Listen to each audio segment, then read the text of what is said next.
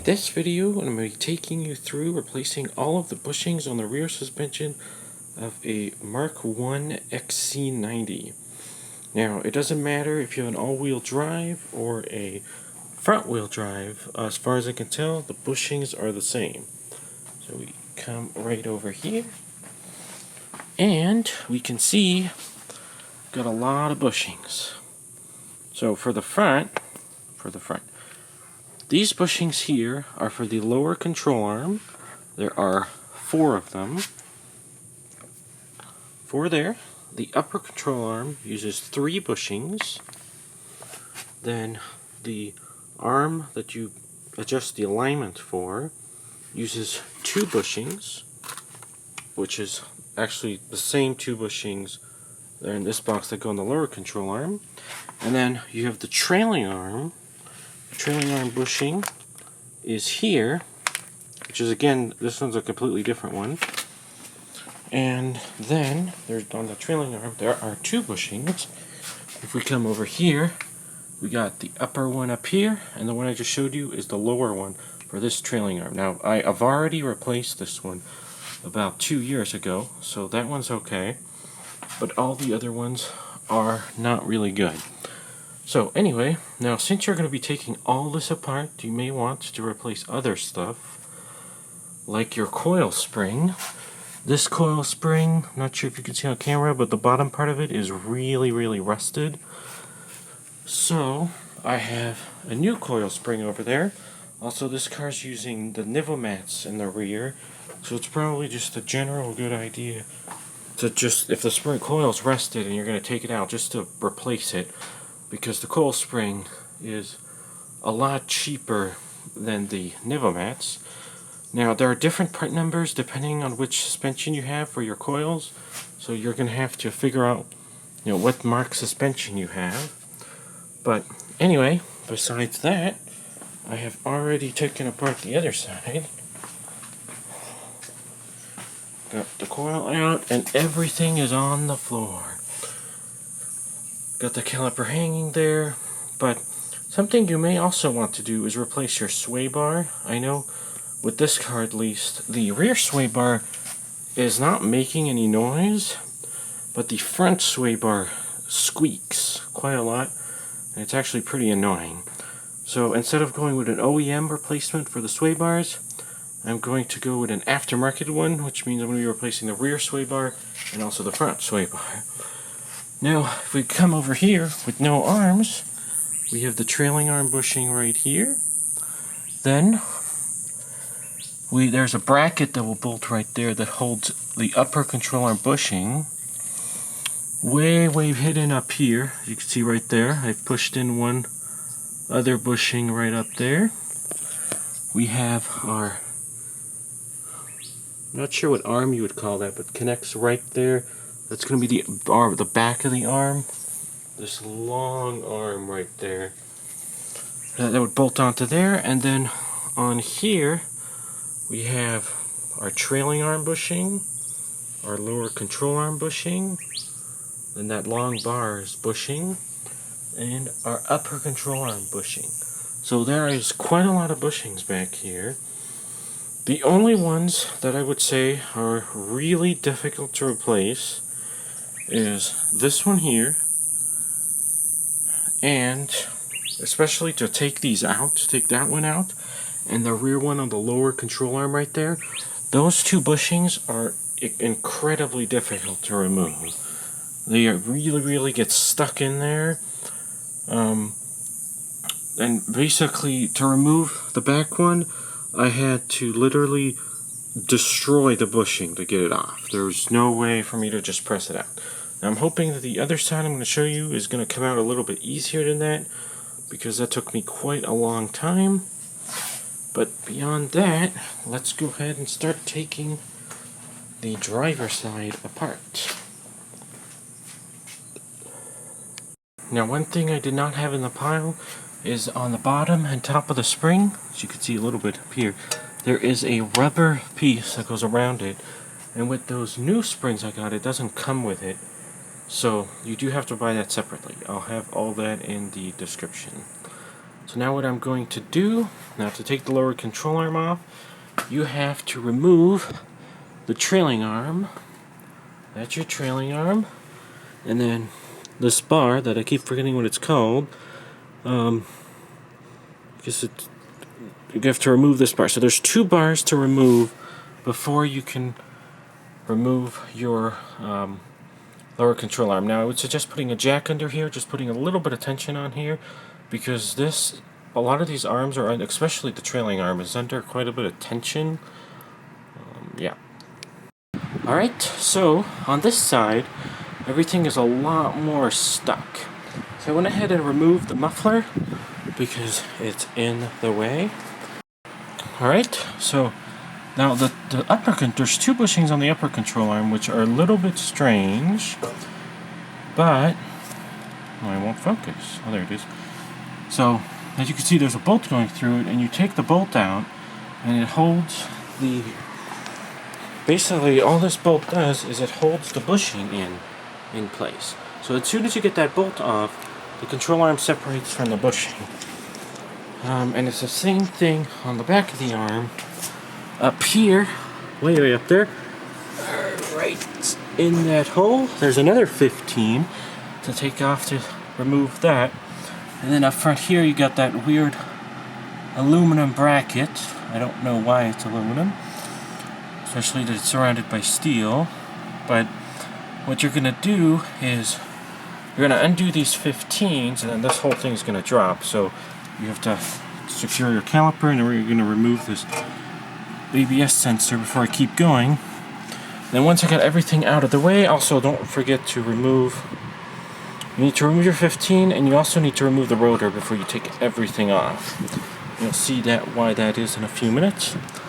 And then by removing the exhaust lets you get that 15, and also these will be a lot easier to remove these 2 bolts, because everything on this side of the car is a lot more stuck than the other side, and my supposition is that it's because of the muffler that's cooking everything, or there's no muffler on the other side. Alright, so the alignment bolt was completely corroded, probably because it's right next to the muffler. So I had to actually cut it out. Cut it out. As you can see, the bolt is still in there. This will want to focus, maybe. Anyway, the bolt's still in the middle of that bushing, because there was no way I was going to get that out. It's completely seized. Alright, so I've pushed out this bushing right here. Now, for some reason, on the other side, that bushing came out with no problem. But on this case, I think because the muffler's right next to it, it took like 2.5 hours to get that bushing out. It came out in multiple pieces. I guess 2 pieces. But I had to hammer in the sides, try to get it to move.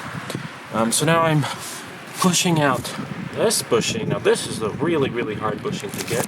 Surprisingly not as hard as that one was to get, which again I think is because of the exhaust. Now the first thing I did is this is the insert of that bushing, and you just have to cook. You have to cook it and push this out so that that's out of the way. Then I can get a bigger press tool in here to push it in. Now if you notice, this is the bracket from the upper control arm. I accidentally drilled into this one, so this one's not usable anymore, and I found that it's actually the perfect size to go right there. Obviously, now I've pushed the bushing, I think it's about halfway out, and it's bottomed out on here, so I'll see if I can just kind of twist it out, because I did the same thing, hammering on both sides so that it would collapse and have less friction. Alright, so now, got that one out in 3 pieces. I'm going to go ahead and pull this upper one out. So this one looks like this. So, because this one looks like this, you're going to have to get something in the middle and just kind of pull, literally pull it out. And then these bushings actually go in pretty easily. Just make sure they're warm. Here in the garage it's about 100 degrees, so these are pretty soft right now. And I did not damage them at all when I put on the other side. I think if these are too cold, you might run into a problem where the rubber's just not soft enough. but at 100 degrees, these are nice and soft. Alright, here's the old bushing, really, really hard. And then here we've got a new bushing. It's nice and soft. So, I have this ready to go, and what you're going to do, oh, this is really dark. What you're going to do is you're going to, alright, and there it is, the new bushing pushed in.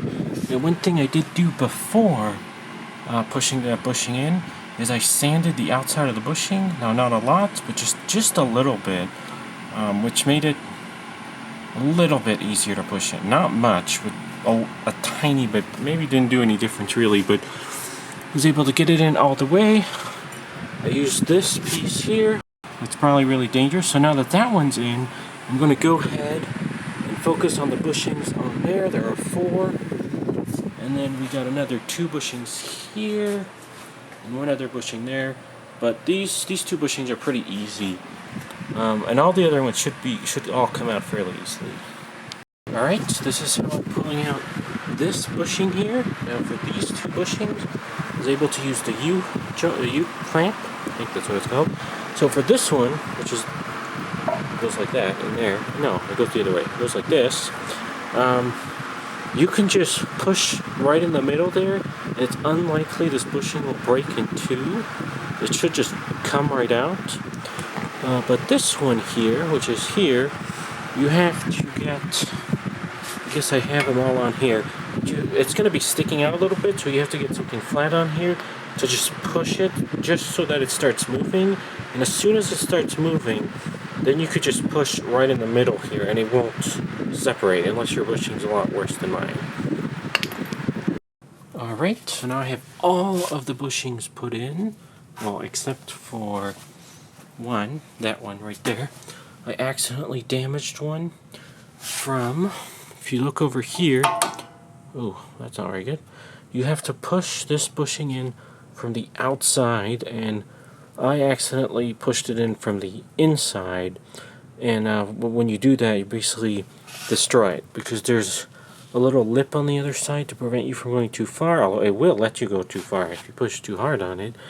But what I did is that I pulled it through and destroyed one bushing, so now I need to order a bushing. Anyway, the tools, there's a bunch of tools that were used, a combination of 3 tools, really mainly 3 tools. So we have one tool here. Okay, let's see if I can read the number. Oh, you can see the number. Okay, so come on.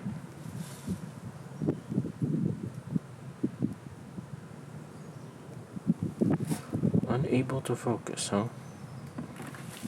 How about zoom? Oh my god, yes. 57205. It's from, as you can see, there it is. And then another tool right back here. There it is, 57023. And then the last tool that was used is a tool here from eBay. I have no idea what this tool is called. Wow, this camera does not focus very well. But there it is.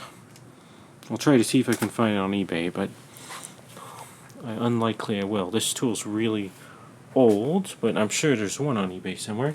So a combination of those 3 tools used all together to push all the old bushings out and all the bushings in. Now that last tool I showed on eBay is a good tool to push bushings in, but you do not want to push bushings out with that tool, because it'll just break. It's not strong enough. You need to use the C-clamp to really get the bushings out. And even then, you might need to use some heat. These bushings are really, really hard to push out. Now, the bracket for the upper control arm, mine is not too corroded, but these can actually get really, really badly corroded. Instead of chancing it, I'm just going to buy a new one. which those are about $120 each, so that's not very cheap.